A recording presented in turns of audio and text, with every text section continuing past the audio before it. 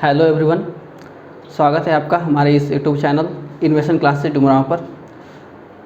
पिछले वीडियो को जिस तरह से आप लोगों ने पसंद किया, मुझे उम्मीद है कि आपको मेरा तरीका पसंद आया और इसीलिए मैं आज आपके सामने दूसरा वीडियो लेकर आया हूं। और आज की इस वीडियो में हम प्रेजेंट कंटिन्यूअस टेंस के बारे में पढ़ेंगे। तो आइए समय बिल्कुल नहीं गंवाते हुए हम लोग शुरू करते हैं प्रेजेंट कंटिन्यूअस टेंस।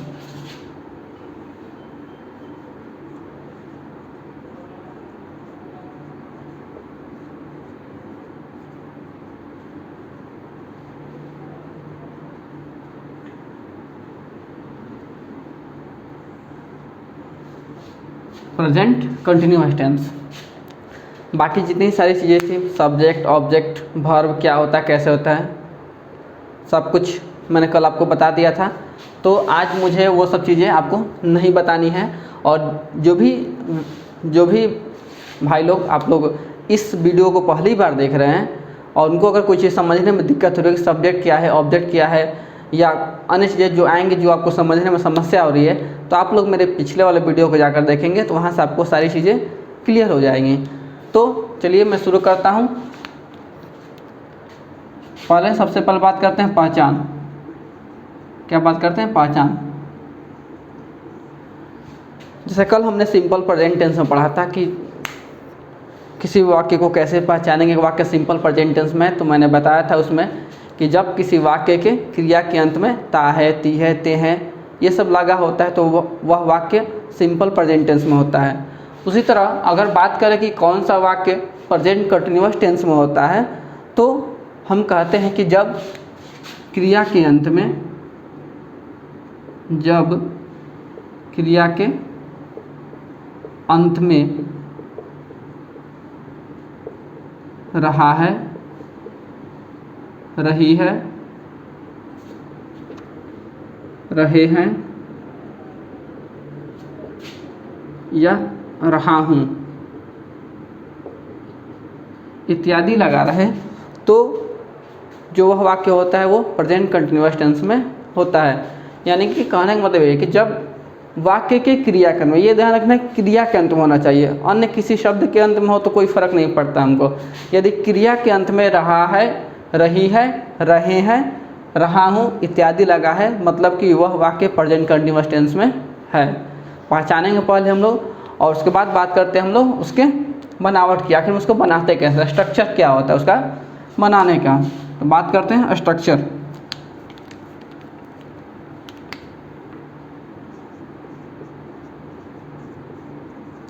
स्ट्रक्चर, बनावट कैसे होती है प्रेजेंट कंटिन्यूअस टेंस में वाक्यों की, तो आइए देखते हैं। सबसे पहले बात करते हैं affirmative sentence. Affirmative sentence, affirmative sentence में क्या होता है? तो अफर्मेटिव सेंटेंस में सबसे पहले सब्जेक्ट होता है, उसके बाद इज एम आर होता है, यानी कि ऑक्सिलरी वर्ब होता है, उसके बाद वर्ब का चौथा रूप, और उसके बाद होता है ऑब्जेक्ट। यानी कि इस टेंस में क्या होता है कि सबसे पहले सब्जेक्ट होता है, उसके बाद is am are, auxiliary verb के स्थान पर यहाँ पर इज एम आर का प्रयोग किया जाता है, और उसके बाद होता है वर्ब फोर, और उसके बाद होता है ऑब्जेक्ट। अब आप लोग कहेंगे वर्ब फोर क्या होता है? मैंने तो कल V1 और V5 बताया था। वर्ब फोर के बारे में थोड़ा सा मैंने आपको बताया था, तो एक बार फिर से मैं आपको बताता हूँ। अगर जब वर्ब में वर्ब में हम लोग अगर ing जोड़ दें, वर्ब के अंत में हम लोग ing जोड़ दें, वर्ब के अंत में ing, तो उसी को V4 कहा जाता है, वर्ब का चौथा रूप कहा जाता है। वर्ब के 5 रूप होते हैं, मैंने कल बताया था उसके बारे में। तो ing जब हम जोड़ते हैं किसी वर्ब में तो वर्ब का चौथा रूप कहलाता है। तो यहाँ पर जो ये कंटिन्यूअस टेंस है, इसमें वर्ब फोर का प्रयोग किया जाता है। चलिए, अफर्मेटिव वाक्य में ऐसे ही होता है। निगेटिव, अब बात करते हैं निगेटिव सेंटेंस की। तो निगेटिव सेंटेंसेस में क्या होता है? तो निगेटिव सेंटेंसेस में सबसे पहले सब्जेक्ट, उसके बाद ऑक्सिलरी वर्ब तो होगा ही, और सबसे बड़ा चीज़ मैंने कल आपको बताया था कि जो नॉट कहाँ होता है तो हमेशा ऑक्सिलरी वर्ब के बाद होता है। मैंने कल ही आपको सारी चीज़ें बताई थी कि नॉट हमेशा ऑक्सिलरी वर्ब के बाद होता है। तो यहाँ पर नॉट का प्रयोग हम लोग कर देंगे, नॉट, उसके बाद वर्ब का चौथा रूप और उसके बाद ऑब्जेक्ट। ठीक है। उसके बाद मैंने तीसरा जो वाक्य बताया था वो था इंट्रोगेटिव। इंट्रोगेटिव में पहले बताया मैं दो तरह के इंट्रोगेटिव में दो तरीके के वाक्य आएंगे। दोनों तरीके के वाक्य का स्ट्रक्चर बनावट कैसे होता है उसको हम लोग देखते हैं। तो पहला जो स्ट्रक्चर अपना होता है कि सबसे पहले जो आता है होता है कि पहले होगा इज़, एम या आर, उसके बाद होता है सब्जेक्ट, उसके बाद होता है बिफोर और उसके बाद होता है ऑब्जेक्ट और लास्ट में होता है क्वेश्चन मार्क। लास्ट में होता है क्वेश्चन मार्क। या एक जो दूसरा हमारा इसी में होगा, दूसरा कुछ इस प्रकार होता है कि सबसे पहले होता है WH वर्ड। क्या होता है? WH वर्ड, सबसे पहले WH वर्ड, उसके बाद इज़, एम और आर, फिर सब्जेक्ट, बिफोर और ऑब्जेक्ट। ध्यान देने वाली बातें हैं कि इंट्रोगेटिव में क्या होता है, प्रश्नवाचक वालों में क्या होता है कि सबसे पहले ऑक्सिलरी वर्ब होता है, सहायक क्रिया सबसे पहले आती है, उसके बाद सब्जेक्ट होता है, उसके बाद वर्ब का चौथा रूप और उसके बाद ऑब्जेक्ट होता है। और इसी में जो दूसरा हमारा वाक्य होता है उसमें सबसे पहले WH वर्ड आता है, यानी कि वाई, वाट, वेयर, ये सब जो शब्द हैं वो पहले आते हैं। उसके बाद is, am, are, subject, verb और ऑब्जेक्ट, ऐसे होता है। एक जो चौथा प्रकार हमारा आ सकता है वाक्य वो कुछ इस प्रकार, तो उसमें क्या होता है कि वो इंट्रोगेटिव प्लस निगेटिव, यानी कि वाक्य प्रश्नवाचक भी होगा और उसमें नॉट भी लगा होगा। तो क्या करेंगे? तो उसके लिए सीधे से बात है क्या, वो करना कुछ नहीं है, बस नॉट का प्रयोग करना है। नॉट का प्रयोग कहाँ होता है? ऑक्सिलरी वर्ब के बाद होता है। तो ऑक्सिलरी वर्ब के बाद हम लोग नॉट लगाएंगे, इज, एम, आर, सब्जेक्ट, उसके बाद नॉट, फिर बिफोर, फिर ऑब्जेक्ट। ठीक, is, am, are, subject, not, before, फिर ऑब्जेक्ट। अगर उसी तरह अगर सिंपली समझे, अगर ऐसा कुछ वाक्य है इसमें नॉट लगाना हो तो WH वर्ड पहले होगा, बाकी फिर इसके अनुसार हम लोग लिख देंगे। केवल WH वर्ड को पहले जोड़ देना है, बाकी सबको ऐसे ही लिख देना है।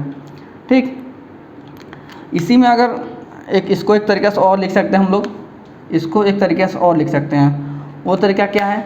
तो जैसे हम लोग कल वाले वीडियो में पढ़ा था हमने कि जो नॉट था उस नॉट को हम लोग शुरू में भी लिख सकते थे, नॉट को शुरू में भी लिख सकते थे जोड़कर, यानी कि यहाँ पर भी जोड़कर लिख सकते हैं। यानी कि कहने का मतलब है कि इजंट या आरंट ऐसे करके हम लोग लिख सकते हैं, प्लस सब्जेक्ट, बिफोर, उसके बाद ऑब्जेक्ट। इजंट या aren't plus subject plus before plus object, इसको हम लोग ऐसे लिख सकते हैं। अब आप सर कहिएगा कि यहाँ पर आपने ईज के साथ तो लिख दिया था, लिखा एम के साथ क्यों नहीं लिखा? ईज के साथ मैंने लिखा इजंट लिखा, आर के साथ आरंट लिखा, लेकिन एम के साथ मैंने एमंट नहीं लिखा। मैंने वहाँ पर एम के साथ नॉट नहीं जोड़ा है मैंने, यानी कि मैंने एमंट नहीं लिखा। तो ऐसा मैंने इसलिए नहीं लिखा क्योंकि ऐसा इंग्लिश में होता ही नहीं है, यानी कि एम के साथ नॉट को जोड़कर नहीं लिखा जाता है, एम के साथ नॉट को जोड़ के नहीं लिखा जाता है। इसलिए जब आई वाला वाक्य हो, एम वाला वाक्य हो, तो उसमें हम लोग नॉट को पहले नहीं लिख सकते हैं, उसको हम लोग सिर्फ इसी तरीके से बना सकते हैं। क्लियर है? यानी कि ये 4 तरह के वाक्य हम लोग फिलहाल में पढ़ेंगे और देखें कैसे इनको बनाया जाता है। तो आइए हम लोग चलते हैं एग्जाम्पल की तरफ। उसके पहले अगर आपको हमारा वीडियो पसंद आता है तो आप हमारे वीडियो को लाइक करें, दोस्तों के साथ शेयर करें, अपने छोटे भाई बहन के साथ शेयर करें और हमारे चैनल को सब्सक्राइब करें और चैनल को भी शेयर करें ताकि अधिक से अधिक लोग हमारे चैनल से जुड़ सकें। तो आइए हम लोग चलते हैं एग्जाम्पल की तरफ और कुछ एग्जाम्पल्स हम लोग देखते हैं कि कैसे इस प्रकार के वाक्य को हम लोग इंग्लिश में ट्रांसलेट करते हैं। तो सबसे पहला वाक्य देखते हैं हम लोग। जैसे मैं एक वाक्य लिखता हूँ यहाँ पर, वह क्रिकेट खेल रहा है। वह क्रिकेट खेल रहा है। ठीक, मैंने आपके सामने एग्जाम्पल लिख दिया कि वह क्रिकेट खेल रहा है। लेकिन चलिए इसके पहले मैं कुछ ये और आपको बता देता हूँ यहाँ पर। अब यहाँ पर मैंने 3 ऑक्सिलरी वर्ब का प्रयोग किया है। मैंने यहाँ पर 3 ऑक्सिलरी वर्ब का प्रयोग किया है और 3 ऑक्सिलरी वर्ब यानी कि इज़, एम और आर। इज़, एम और आर, 3 ऑक्सिलरी वर्ब का मैंने प्रयोग किया है। तो आपके मन में ये सवाल आ सकता है, जो लोग नहीं पढ़े होंगे पहले कभी, कि आखिर में इज़ कहाँ होता है, एम कहाँ होता है और आर कहाँ होता है। तो वो चीज़ें मैं आपको पहले बता देता हूँ कि इज़ कहाँ होता है, एम कहाँ होता है और आर कहाँ होता है। तो देखिए, जो आई हमारा होता है यानी कि first person singular number, first person singular number I के साथ एम होता है, आई के साथ एम होता है। ठीक, first person singular number I के साथ एम होता है। First person plural number we, first person plural number we, और सेकंड पर्सन सिंगुलर तथा प्लूरल, सेकंड पर्सन सिंगुलर तथा प्लूरल यानी कि यू। ठीक, और third person plural number, third person plural number यानी कि दे। इनके साथ आर का प्रयोग होता है, इनके साथ आर का प्रयोग होता है। आई के साथ एम का, वी, यू और दे के साथ आर का, और बाकी जो भी बच गया यानी कि थर्ड पर्सन सिंगुलर नंबर, क्या बचा हमारा, थर्ड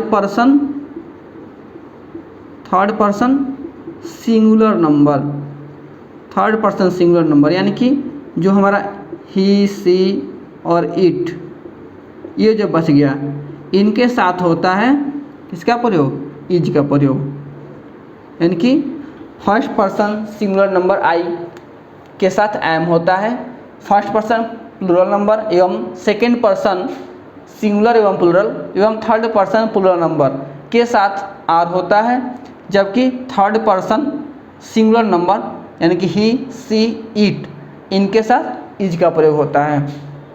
ठीक ना। तो हम इनके अनुसार ही, जो हमारी चीज़ें यहाँ पर लिखा है मैंने, इनके अनुसार ही किसी भी वाक्य में ऑक्सिलरी वर्ब का हम लोग प्रयोग करेंगे, सहायक क्रिया का हम लोग प्रयोग इनके अनुसार ही करेंगे। ठीक है, चलिए अब हम लोग आते हैं अपने एग्जाम्पल पर। अब देखते हैं कि इस एग्जाम्पल का सही इंग्लिश ट्रांसलेशन क्या होगा, वो अब हम जानते हैं। वह क्रिकेट खेल रहा है। पहले तो वाक्य को पहचान दें कि वाक्य किस टेंस में है। तो हमने देखा कि वाक्य के अंत में क्या है, तो रहा है। वाक्य के अंत में क्या है, रहा है। इनकी जब वाक्य के अंत में रहा है लगा है, मतलब क्या हुआ कि वह वाक्य प्रेजेंट कंटिन्यूअस टेंस में है, और जब वह वाक्य प्रेजेंट कंटिन्यूअस टेंस में है तो उसको हम लोग इस तरह के नियमों के अनुसार बनाएंगे। ठीक, तो बनाते हैं नियमों के अनुसार। सबसे पहले सब्जेक्ट लिखना है। ये वाक्य अफर्मेटिव है, दिख रहा है एकदम। सबसे पहले क्या करेंगे, सब्जेक्ट लिखेंगे। सब्जेक्ट क्या है, वह। वह का क्या होता है, ही, पुरुष है ही। ही के साथ क्या करना है, इज एम आर, कोई एक ऑक्सिलरी वर्ब लगाना है। तभी मैंने कुछ देर पहले आपको बताया था कि ही के साथ क्या होता है, तो आपका ये इज होता है, ही इज। उसके बाद वर्ब का चौथा रूप, तो वर्ब है खेलना, खेलना का चौथा रूप, खेलना का प्ले, और प्ले में लगा देंगे ING, तो ये हो गया चौथा रूप, ही इज़ प्लेइंग। क्या खेल रहा है, तो क्रिकेट खेल रहा है, ही इज़ प्लेइंग क्रिकेट। आया समझ में, बहुत ही आसान है, इतना कुछ कठिन है नहीं कि आपको ज़्यादा समस्या होगी। मैं फिर भी आपको एक दो और एग्जाम्पल बताता हूँ, आपको दिखाता हूँ और समझाने का प्रयास करता हूँ ताकि आपको एकदम अच्छे से समझ में आ जाए। जैसे मैं घर जा रहा हूँ, मैं घर जा रहा हूँ, मैं घर जा रहा हूँ, मैं घर जा रहा हूँ। तो मैं का तो क्या होगा, मैं का हो जाएगा आई। टेंस तो हमने पहचान लिया ना, रहा हूँ तो यानी कि ये तो प्रेजेंट कंटिन्यूअस टेंस है, तो मैं का आई अब उसके बाद आई के साथ क्या होता है, तो मैंने बताया कि आई के साथ एम, जाना गो में लगा दो ING तो हो जाएगा गोइंग। कहाँ जा रहे हैं, तो घर जा रहे हैं, तो going to house, I am going to house. तो इतना कुछ कठिन है नहीं जितना हमको लगता है, ये बिल्कुल ही आसान है, आप बिल्कुल इसको सीख सकते हैं। अंग्रेजी बिल्कुल हमारी अपनी भाषा है, ये मत समझे कभी गैरों की भाषा है, आप इसको बिल्कुल आसानी से सीखते हैं, ठीक ना। चलिए एक और एग्जांपल मैं आपको दिखाता हूँ, देखते हैं। जब अपने इंट्रोगेटिव पे आते हैं, इंट्रोगेटिव का एग्जांपल देखते हैं हम लोग। इंट्रोगेटिव नहीं, पहले निगेटिव का देखते हैं। जैसे हम लोग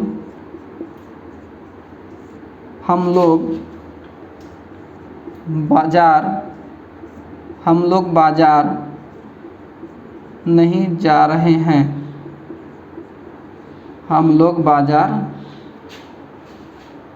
हम लोग बाजार नहीं जा रहे हैं। अब यहाँ पर क्या हुआ, तो नहीं आ गया, नहीं आने का मतलब ये वाक्य निगेटिव हो गया।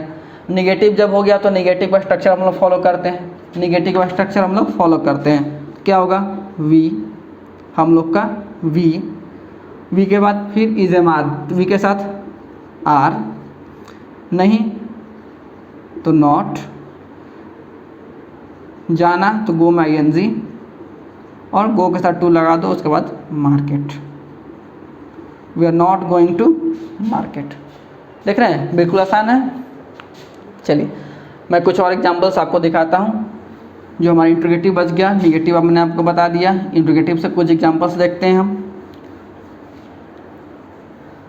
दोस्तों जो भी मैं वीडियो आपके लिए बना रहा हूँ ये बिल्कुल बेसिक है, जिनको भी अंग्रेजी समझने में कठिनाई होती है विश्वास रखिए, अगर आपको ट्रांसलेशन आता है, ट्रांसलेशन कहने मतलब अगर आप हिंदी को इंग्लिश कर ले रहे हैं या इंग्लिश को हिंदी कर ले रहे हैं तो इंग्लिश बहुत ही आसान हो जाती है आपके लिए। बहुत बड़ी बड़ी चीज़ें जो इंग्लिश में होती हैं वो समझनी आसान हो जाती हैं। तो आप लोग इसको देखिए और ट्रांसलेशन बनाइए, ठीक ना, प्रैक्टिस कीजिए। और अगर आप लोग प्रैक्टिस करने में असक्षम है, आप चाहते हैं कि मैं प्रैक्टिस भी कराऊं, तो मैं वो भी कराने के लिए तैयार हूं, बशर्ते कि आप चाहते हैं अगर मैं आपको प्रैक्टिस कराऊं, इससे रिलेटेड क्वेश्चंस बनवाऊं आपको यूट्यूब पर, तो आप लोग मेरे कमेंट बॉक्स में कमेंट कीजिएगा कि हाँ हमें प्रैक्टिस सेशन चाहिए, आप इनका प्रैक्टिस भी कराइए। मैं आपको प्रैक्टिस भी कराऊंगा, लेकिन उससे बेहतर होगा कहीं आप लोग अगर अपने से खुद से ईमानदारी से घर पर बैठकर इस लॉकडाउन में घर बैठकर आराम से आप लोग बनाइए, किताबें ले लीजिए, किताबों से बनाइए। फिर भी अगर आपको कोई चीज़ पूछना है, कोई चीज़ डाउट रह जाता है तो आप लोग कमेंट कीजिए, ठीक है। चलिए बढ़ते हैं एग्जाम्पल की तरफ, देखते हैं अगला एग्जाम्पल। जैसे क्या वे लोग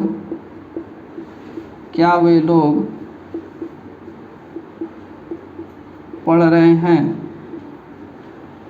क्या वे लोग पढ़ रहे हैं। जैसे हमारा एग्जाम्पल है क्या वे लोग पढ़ रहे हैं, तो मैंने कल भी बताया था कि जब शुरू में क्या होता है, जब शुरू में क्या होता है तो इसमें क्या होता है कि सबसे पहले हम लोग ऑक्सिलरी वर्ब लिखते हैं। जब शुरू में क्या होता है तो सबसे पहले हम लोग ऑक्सिलरी वर्ब लिखते हैं, उसके बाद सब्जेक्ट लिखते हैं। तो यहाँ पर भी शुरू में क्या लगा है और इंट्रोगेटिव है, तो हम लोग यहाँ से क्या करेंगे, सबसे पहले ऑक्सिलरी वर्ब लिखेंगे।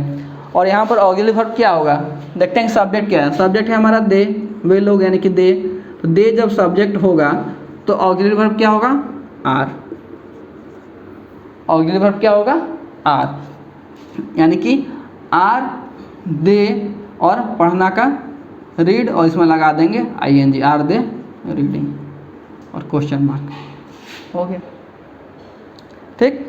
चलिए अगला एग्जाम्पल देखते हैं। अगला एग्जाम्पल लेते हैं हम लोग।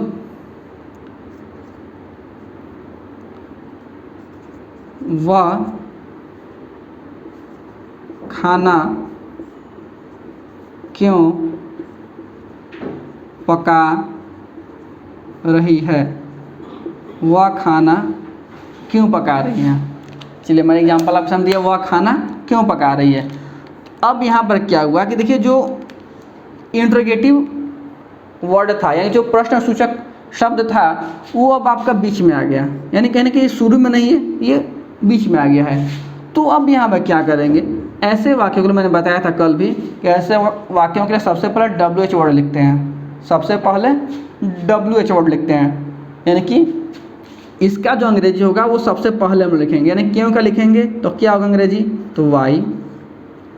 अब उसके बाद क्या लिखेंगे, तो auxiliary verb, is am are में से हमको लिखना है, ऑक्सिलरी वर्ब हमको लिखना है।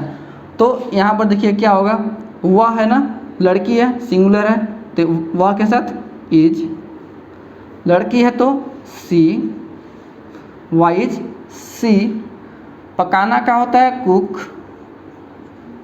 कुक इसमें लगा देंगे ING, और क्या चीज़, खाना, तो food, why is she cooking food, वह खाना क्यों पका रही है। ये हो गया हमारा ट्रांसलेशन। ठीक है, बिल्कुल आसान है, इतना कोई कठिन नहीं है कि आपको ज़्यादा समस्या होने वाली है, आप बिल्कुल आसानी से समझ सकते हैं। चलिए तो फिर देखते हैं हम अगला एग्जाम्पल। क्या तुम नहीं खेल रहे हो, क्या तुम नहीं खेल रहे हो। अब मैंने क्या किया, यहाँ पर इंट्रोगेटिव भी है और निगेटिव भी है, यानी क्वेश्चन मार्क भी है, नॉट भी है, मैंने दोनों को कंबाइन कर दिया। और जब मैंने दोनों को कंबाइन कर दिया तो इसको कैसे बनाएंगे, तो देख लेते हैं इसको कैसे बनाएंगे। तो सबसे पहले क्या बताया मैंने आपको कि सबसे पहले देख लीजिए यहाँ से क्या से शुरू हुआ ना, क्या से शुरू हुआ है, तो यानी कि सबसे पहले हमें यहाँ पर ऑक्सिलरी वर्ब लिखना है। अब जरा बताइए कि यहाँ पर तो सब्जेक्ट है यू, यू के अनुसार ऑक्सिलरी वर्ब क्या होगा, तो आर होगा, तो लिखेंगे RU। फिर क्या लिखना है, नॉट लिखना है, लिखा है ना सब्जेक्ट उसके बाद नॉट, तो लिख देते हैं नॉट, और खेलना है तो प्ले, उसमें लगा देंगे ING, are you not playing. Clear है, आर नॉट प्लेइंग। या इसको हम लोग दूसरे तरीके से लिख सकते हैं, दूसरे तरीके से कैसे लिख सकते हैं, तो देख लीजिए मैंने क्या बताया था कि इसको हम लोग शुरू में लाकर लिख सकते हैं, यानी कि इसको हम लोग aren't you playing, aren't you playing, ऐसे करके हम लोग इसको लिख सकते हैं, ये दोनों बिल्कुल सही है। क्लियर है ना, तो ऐसे वाक्य इसमें होते हैं। मैं एक और एग्जांपल आपको बताऊंगा, जरा सा ऊपर से मैं मिटा लेता हूँ, उसके बाद आपको एक और एग्जांपल दिखाता हूँ, इसी तरह के एक और एग्जांपल दिखाऊंगा कैसे वाक्य और हो सकता है। यहाँ से देखिए, जैसे मैं क्या नहीं कर रहा हूँ, मैं क्या नहीं कर रहा हूँ, मैं क्या नहीं कर रहा हूँ। जरा इसको देख लेते हैं इसमें क्या होता है। तो सबसे पहले तो जब प्रश्नसूचक, जो प्रश्नसूचक शब्द है वो कहाँ आ गया, इधर आ गया ना सब्जेक्ट के बाद में, तो सबसे पहले क्या करेंगे, इसको लिखेंगे।